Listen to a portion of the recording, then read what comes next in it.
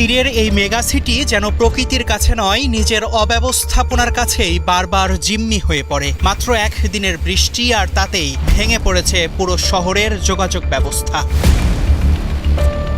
রাজপথ থেকে গলিপথ সব এখন একাকার নর্দমার নোংরা জলে। ঘরের সদর দরজা পেরিয়ে সেই জল ঢুকেছে শোবার ঘরে। ব্যবসা প্রতিষ্ঠানে থই থই করছে ময়লা পানি। নষ্ট হচ্ছে এ জনপদের মানুষের স্বপ্ন।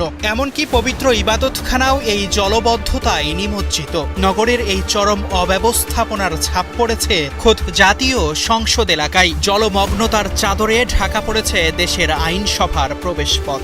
সব মিলিয়ে যেন এক স্থবির পঙ্গু নগরী। কিন্তু এর দায় কি কেবল মেঘ বা বৃষ্টির?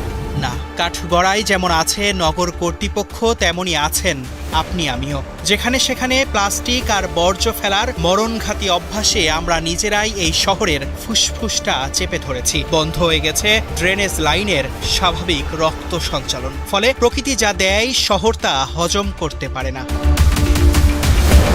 এই নগর ক্ষতের বুকেই জমে থাকা নোংরা জলকে সুইমিং পুল বানিয়ে মেতে উঠেছে শিশুরা, যা ডেকে আনছে মারাত্মক স্বাস্থ্য ঝুঁকি। সড়কগুলোতেই ইঞ্জিন বিকল হয়ে ঘন্টার পর ঘন্টা আটকে থাকছে গাড়ি ঘোড়া। কাগজে কলমে একে সাময়িক জলজট বলা হলেও বাস্তব চিত্র ভিন্ন। কোথাও কোথাও ৩০ ঘন্টাতেও নামেনি পানি। অনেকেই কোনো রকমে রয়েছেন তলিয়ে যাওয়া বাড়িঘরে। কোমর পানিতে দাঁড়িয়ে ত্রাণের অপেক্ষায় বানভাসী মানুষ। বৃষ্টি থেমে যাওয়ায় ধীরে ধীরে নামছে বন্যার পানি। তবে এই চিত্র কক্সবাজারের সব এলাকার নয়। পেকুয়ার সদর ইউনিয়নের ৪ নম্বর ওয়ার্ডের হরিণাফাড়ি এখনও পানির নিচে। ১ সপ্তাহ ধরে ভীষণ দুর্ভোগে বানভাসীরা। এ অবস্থায় সোমবার ডুবে যাওয়া বাড়িঘর খুঁজে খুঁজে খাদ্য সামগ্রী বিতরণ শুরু করে পুলিশ। চট্টগ্রাম রেঞ্জের অতিরিক্ত ডিআইজি নাজিমুল হকের নেতৃত্বে পুলিশের একটি টিম হরিণাফাড়ি এলাকার বানভাসীদের মধ্যে শুকনো খাবার, বিশুদ্ধ পানিসহ অন্যান্য খাদ্য সামগ্রী বিতরণ করে। সঙ্গে ছিলেন কক্সবাজার জেলার এসপিও। সবাই বাইরে চলে গেছে, দিকে অনেক কষ্টের মধ্যে আছে সবাই। ইতারা গুড়া কারাফু আছে তো ইতারা মানে উয়ার উঠতে অ্যান্টিব্যাকটেরিয়াল ফর্মুলা বাসনকে চকচকে জীবাণুমুক্ত করে আমাদের দেয় গ্লিটার গ্যারান্টি। বানভাসীরা জানান ৭ দিন ধরে পানিবন্দী থাকলেও কোনো সহায়তা পাননি তারা। এই প্রথম ত্রাণ সামগ্রী দিয়েছে কেউ। খোলা আকাশের নিচে হাজার হাজার পরিবার হাসপাতাল ডুবে যাওয়ায় ভেলায় ভাসিয়ে কিংবা কাঁধে করে মুমূর্ষু রোগীদের নিয়ে চলছে জীবন বাঁচানোর এক কঠিন সংগ্রাম। বন্যা কবলিত মানুষের জীবন ও সম্পদ রক্ষায় সর্বোচ্চ সতর্কতা এবং সমন্বয়ে সংশ্লিষ্ট সব সংস্থা ও মাঠ প্রশাসনকে নির্দেশ দিয়েছেন প্রধানমন্ত্রী তারেক রহমান।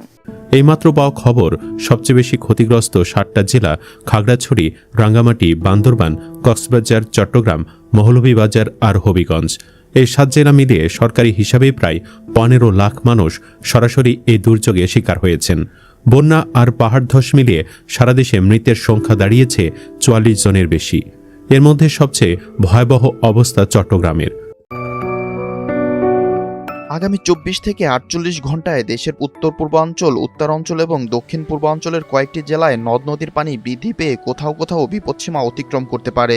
এতে নদী সংলগ্ন নিম্নাঞ্চলে স্বল্পমেয়াদী বন্যা পরিস্থিতির সৃষ্টি হওয়ার আশঙ্কার কথা জানিয়েছে বাংলাদেশ পানি উন্নয়ন বোর্ডের বন্যা পূর্বাভাস ও সতর্কীকরণ কেন্দ্র।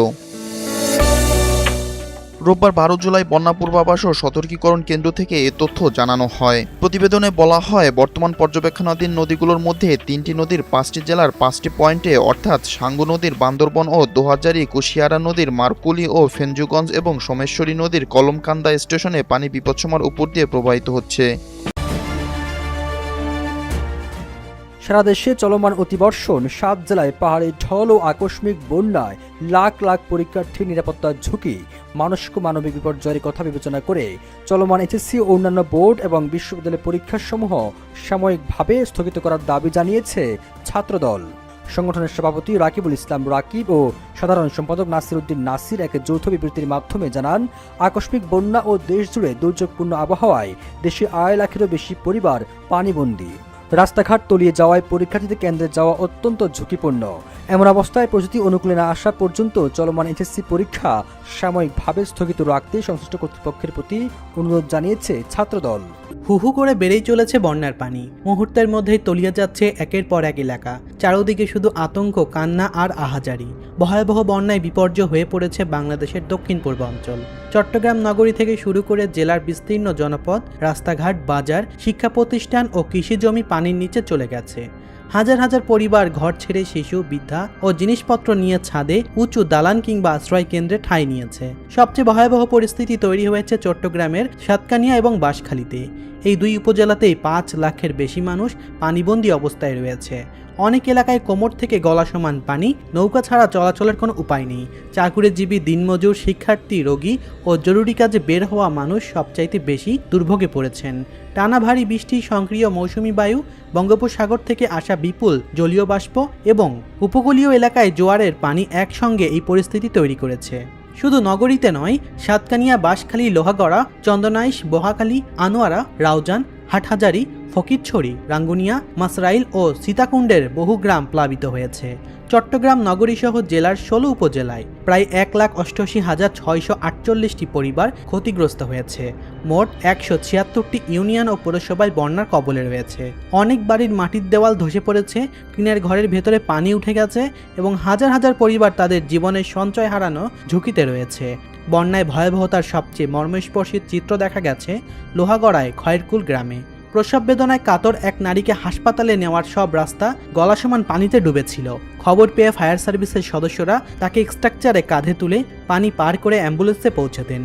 বাঁশখালীতে আরও একটি শ্বাসরুদ্ধকর অভিযানে শিশু, অন্তঃসত্ত্বা নারী, বৃদ্ধাসহ 13 জনের উদ্ধার করে ফায়ার সার্ভিস। প্রবল স্রোতের মধ্যে 8 মাস বয়সী এক শিশুকে বড় রান্নার পাতিলে বসিয়ে বুক সমান পানি পার করে নিরাপদ স্থানে নেওয়া হয়। শহরের কয়েকটি হাসপাতালের প্রবেশপথে হাঁটু থেকে কোমর সমান পানি জমে চিকিৎসা সেবা ব্যাহত হয়েছে। বন্যা শুধু ঘরবাড়ি বা সড়ক ডুবিয়ে দেয়নি, অসুস্থ মানুষকে হাসপাতালে পৌঁছানোর পথও বন্ধ করে দিয়েছে। বিদ্যুৎ বিচ্ছিন্ন হয়ে অনেক গ্রাম রাতের অন্ধকারে ডুবে গেছে। সর্বশেষ সরকারি হিসাবে চট্টগ্রাম বিভাগে বন্যা, পাহাড় ধস এবং সংশ্লিষ্ট দুর্ঘটনার মৃত্যুর সংখ্যা বেড়ে 39 জনে পৌঁছেছে। এর মধ্যে কক্সবাজারে 23 জন, চট্টগ্রামে 8 জন, বান্দরবনে 6 জন এবং রাঙ্গামাটিতে 2 জন মারা গেছে। এমনকি সাজেকে ঘুরতে যাওয়া পর্যটকরা এই বিপদের সম্মুখীন হয়েছেন। বন্যার কারণে আর তারা সেখান থেকে ফিরে আসতে পারছেন না। বিপদ মোকাবেলা করে তারা সেখানেই রয়েছেন। তবে সেখানকার হোটেল কর্তৃপক্ষ মানবিক বিবেচনায় ভাড়া মওকুফও করেছেন। বন্যায় কৃষি, মৎস্য, পোল্ট্রি ও ক্ষুদ্র ব্যবসার বড় ধরনের ক্ষতি হয়েছে। চট্টগ্রামের 15 উপজেলার 153টি ইউনিয়নের 9,933টি পুকুর এবং 320টি মাছের ঘের ক্ষতিগ্রস্ত হয়েছে। পরিস্থিতি মোকাবেলায় চট্টগ্রাম অঞ্চলে 773টি আশ্রয়কেন্দ্র খোলা হয়েছে এবং প্রায় 23,853 জন সেখানে আশ্রয় নিয়েছেন। সেনাবাহিনী, ফায়ার সার্ভিস, প্রশাসন এবং স্বেচ্ছাসেবীরা নৌকা এবং স্পিডবোট নিয়ে উদ্ধার ও ত্রাণ কার্যক্রম চালাচ্ছেন। বন্যায় শিক্ষার্থীদের জীবনও থামিয়ে দিয়েছে। চট্টগ্রাম শিক্ষা বোর্ডের আওতাধীন চট্টগ্রাম, কক্সবাজার, রাঙ্গামাটি, বান্দরবন ও খাগড়াছড়িতে 11 জুলাই এইচএসসি তথ্য যোগাযোগ প্রযুক্তি পরীক্ষা স্থগিত করা হয়েছে। চট্টগ্রামের পাশাপাশি ফেনী, নোয়াখালী ও লক্ষ্মীপুরের নদী সংলগ্ন নিচু এলাকায়ও প্লাবন এবং জলবদ্ধতার ঝুঁকি রয়েছে। আবহাওয়া অধিদপ্তর জানিয়েছে 12 জুলাই পর্যন্ত চট্টগ্রাম ও পার্শ্ববর্তী এলাকায় ভারী থেকে অতি ভারী বৃষ্টি অব্যাহত থাকতে পারে। চট্টগ্রাম সমুদ্র সৈকতকে 3 নম্বর স্থায়ী সতর্কতা সংকেত বহাল রাখতে বলা হয়েছে।